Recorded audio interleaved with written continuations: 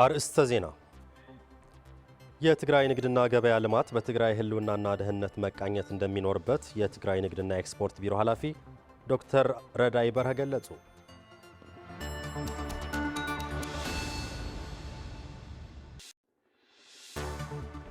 በትግራይ ዳግም ያንዣበበው የጦርነት አደጋ ለማስቆም ዓለም አቀፍ ማህበረሰብ ትኩረት ሊሰጠው እንደሚገባ ተመላከተ።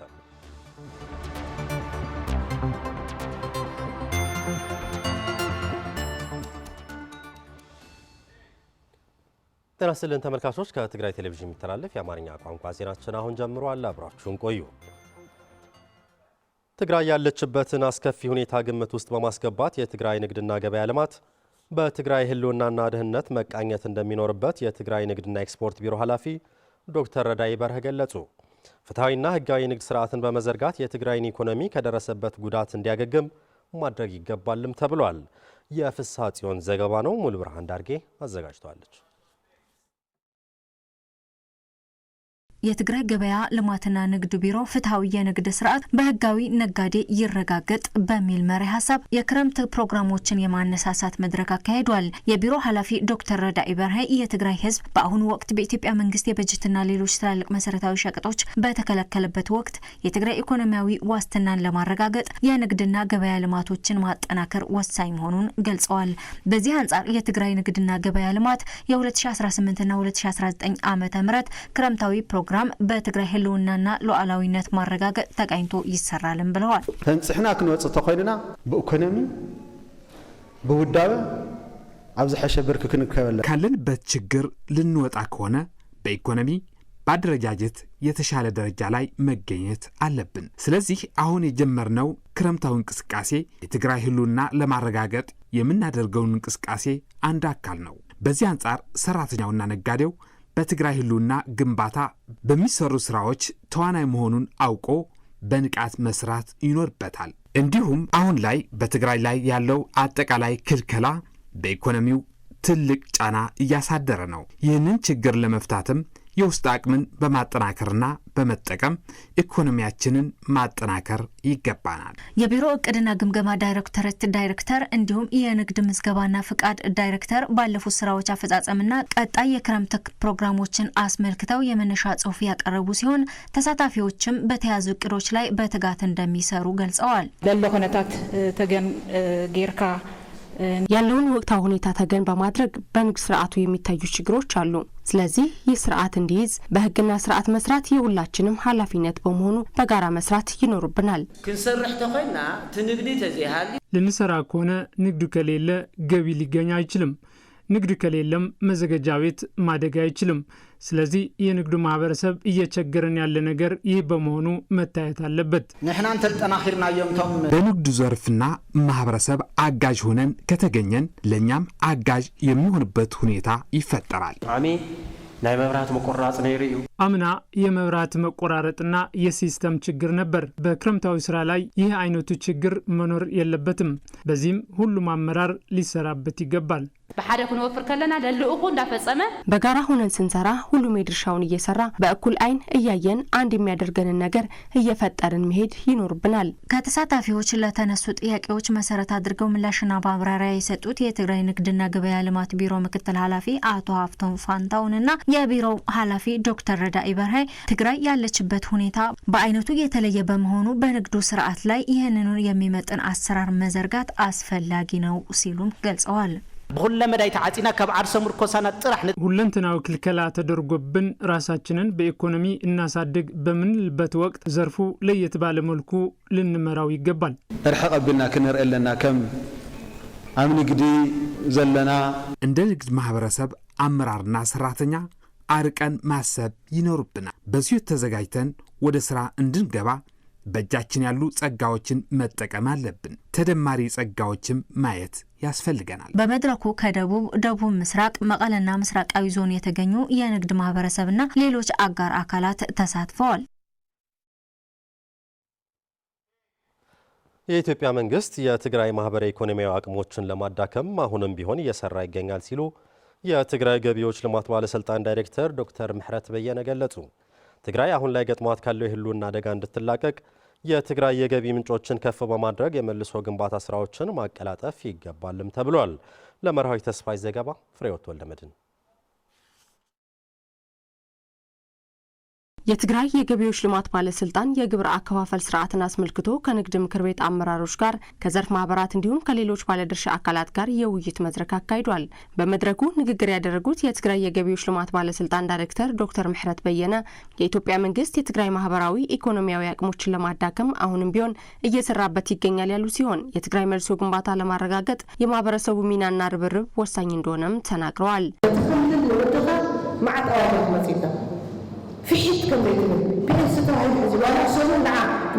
ክልሉን ለማዳከም በርካታ አዋጆች ወጥተዋል። መንቀሳቀስ እንዳትችል ነው እየተደረገ ያለው። የደከመችን ክልል በመፍጠር ያደገች ሀገር መፍጠር አይቻልም። እኛ በቻልነው የተለያዩ ጥናቶችን በማካሄድ የሰራው እንዲከፍል፣ ያልሰራው ደግሞ ነፃ እንዲሆን ማድረግ ነው። የትግራይ ህዝብ የህልውና አደጋ ተጋርጦበት ይገኛል ያሉት የትዕምት ባላደራ ቦርድ ሰብሳቢ የሆኑት ዶክተር አብርሃም ተከስተ በበኩላቸው የትግራይ የገቢ ምንጮችን በመጠቀም የመልሶ ግንባታ ስራዎችን ማቀላጠፍ ይገባል ብለዋል። 2019 ጸንቄውን አምካብ ክንተሓገዝ ኣለና የ2019 ሙሉ በሙሉ ሰብስበን ለመጨረስ መተጋገዝ ይኖርብናል። የቀጣይ በጀት ዓመት ለየት ያለ ትርጉም አለው። በመካከለኛና ከፍተኛ ግብር ከፋዮች እንዲከፍሉ ማድረግ ይኖርብናል። ይህ ካልሆነ ከባድ ነው የሚሆንብን። የኢትዮጵያ መንግስት እያደረገው ያለውን እያየን ነው። ይህንን ለመመከት ግብራችንን በሚገባ ልክ መክፈል አለብን። በውይይት መድረኩ በግብር አከፋፈል ስርዓት ዙሪያ ከተሳታፊዎች አስተያየቶች ቀርበው ምላሽ ተሰጥቶባቸዋል። ሁሉም አይነት ሀብቲ ክርከወሎም ዝኽእሉ ምንጭታት እንድሕር ዓፂኻ በምንም አይነት መልኩ ሀብት ልታካብትበት የምትችልበትን መንገዶችን በመዝጋት ሀብት አገኛለሁ ማለት አይቻልም። ሀብት ማግኘት ካልተቻለ ደግሞ ግብር መክፈል አይቻልም። በጄኖሳይዳዊ ጦርነት 87 በመቶ የሆኑት የትግራይ ኢንዱስትሪዎች ተዘግቷል። እነዚህን ወደ ነበሩበት ለመመለስ ምን አይነት ተነሳሽነት አሳይተናል? አፍታ ዘላታ አፍታ ዘረከብናላ ታትመጠነና ግብር እንከፍ ካገኘናት ገቢ ግብር መክፈል ግዴታችን ነው። ነገር ግን አከፋፈል ላይ ልክ ያልሆኑ ነገሮች እንዳይኖሩ መከታተል አስፈላጊ ነው። እኔ ለትግራይ በሚል መንፈስ አሁን ላይ ትግራይ ካለችበት ሁኔታ እንድትወጣ ሁሉም የንግዱም ይሁን ሌላው ማህበረሰብ መስራት ይገባል። ግብሩንም በሚገባ ልክ መክፈል አለበት። በኢትዮጵያ መንግስት በጀት የተከለከለው የትግራይ መንግስት ችግሮቹን ለማቃለል ውስጣዊ አቅም ለመፍጠር የሚያግዘው የክረምት ግብር የመሰብሰብ እቅድ የተሳካ እንዲሆን የድርሻቸውን እንደሚወጡ በመቀለ ከተማ የሐወልቲ ክፍለ ከተማ አስተዳደር ሰራተኞች ገለጹ። ስለሽ ሐጎስ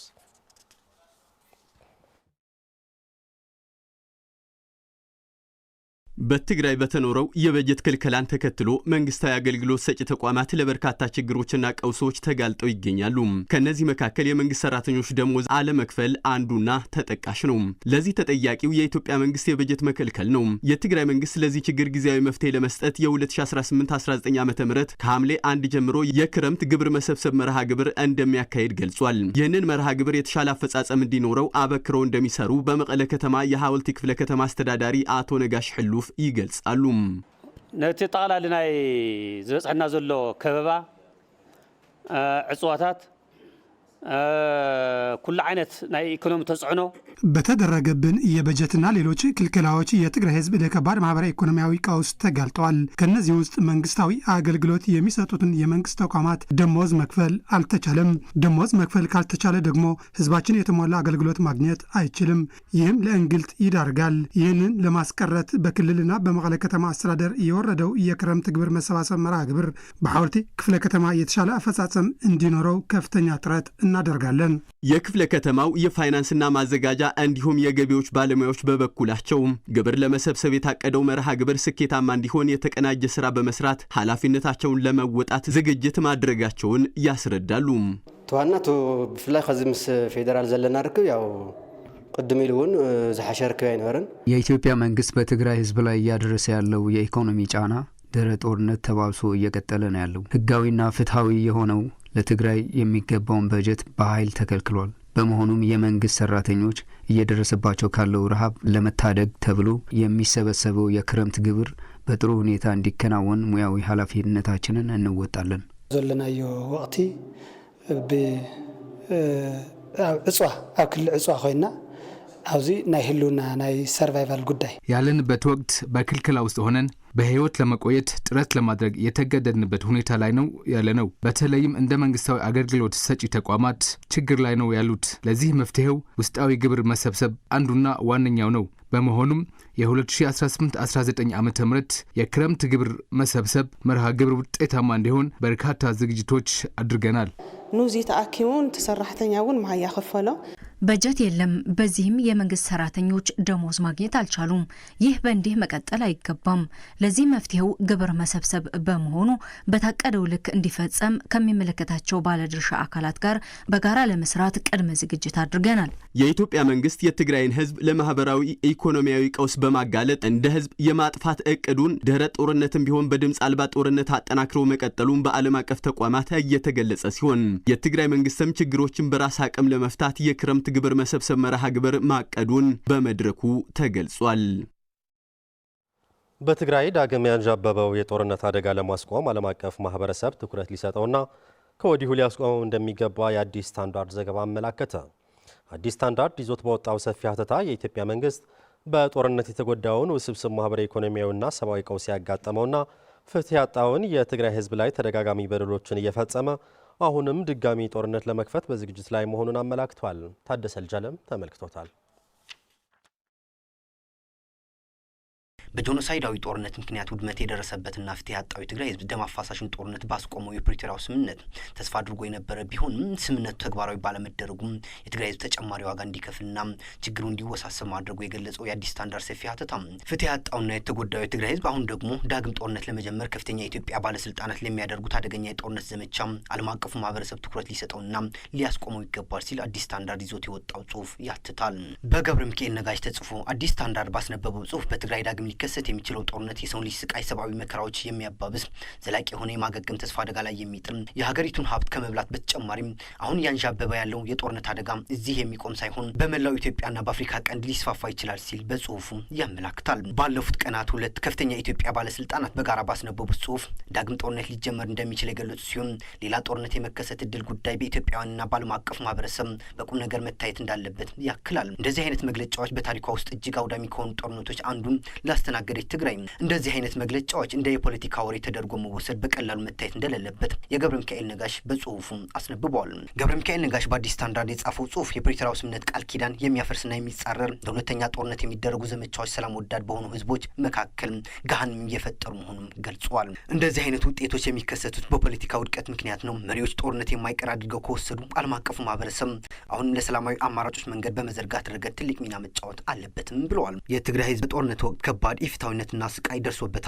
ከዳግም ውድመትና ጥፋት መልሶ መገንባት፣ ከዳግም በደል ሌላ የፍትህ ጥሰት መፈጸም ከወታደራዊ መንገድ ይልቅ ፖለቲካዊ መፍትሄዎችን ይፈልጋል ሲል አዲስ ስታንዳርድ ተናግሯል። የፕሪቶሪያው ስምምነት በመቶ ሺዎች የሚቆጠሩ ወገኖች ያፈናቀለ፣ ሞት ያስቆመ፣ ከፍተኛ ማህበራዊ ኢኮኖሚና ስነ ልቦና ጉዳት ያስከተለ አውዳሚ ጦርነት ያስቆመ እንደነበር አስታውሷል። በትግራይ ህዝብ በኩል ስምምነቱ ብዙ ተስፋ ሰንቆበት የነበረ ብቻ ሳይሆን ወደ መልሶ ግንባታ መመለስና ለደረሰው ጉዳት ተጠያቂነትና ፍትህን ማረጋገጥ ተደርጎ ተቆጥሯል። ወደ መደበኛ የፖለቲካና ማህበራዊ ህይወቱ ለመመለስ ሞክሯል። ነገር ግን አልተሳካም። አሁንም ግፍና በደሎች ቀጥለዋል። ከምዕራብ ትግራይ ተፈናቅለዋል። ተፈናቃዮች በሰብአዊ እርዳታ ላይ ጥገኛ እንደሆኑና በመጠለያዎች እየተንከራተቱና ለሞትና ስቃይ እየተዳረጉ እንደሆነ በገብረ ሚካኤል ነጋሽ ተጽፎ አዲስ ስታንዳርድ ባስነበበው ሰፊ ሀተታም ያመላክታል። ስለዚህ ዘላቂ መፍትሄዎችን ለማግኘት የሚደረገው ጥረት መጠናከር አለበት። የጦርነት ሰለባዎች ሆነው ስፍር ቁጥር የሌላቸው ኢፍትሐዊ ድርጊቶች የፈጸሙት የትግራይ ህዝብ ዳግም እንዳይጎዳም ዓለም አቀፉ ማህበረሰብ ለሰላማዊ አማራጮች ቅድሚያ የመስጠት ግዴታውን በንቃት መወጣት አለበት። ሁኔታውን የሚያባብሱና ዘላቂ ሰላም የሚፈጥሩትን ለመከላከል በዲፕሎማሲያዊ መንገድ መሳተፍ አለባቸው ሲል ገብረ ሚካኤል ነጋሽ በአዲስ ስታንዳርድ ባስነበበው ትንታኔ ተናግረዋል። ተመልካቾች ዜናዎቻችን አብቅተዋል። ስለተከታተላችሁ እናመሰግናለን። ሰላም